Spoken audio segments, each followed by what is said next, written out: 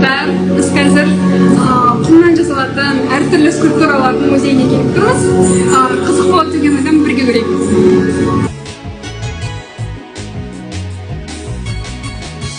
Достар, естеріңізде ме? Бала күнімізде құмнан неше түрлі пішіндер жасап ойнағанды жақсы көруші едік қой. Жапонияның осы Тоттори деген бұрышында құмнан мүсін жасауды сүйетін сондай адамның ашқан мұражайы бар. Чаен Кацухико құмнан ғаламат мүсіндер жасайтын әлемдегі алғашқы құм мұражайын ашқан. Және мұражайдағы мүсіндерді жасауға әртүрлі елдердің мүсіншілерін жұмылдырған.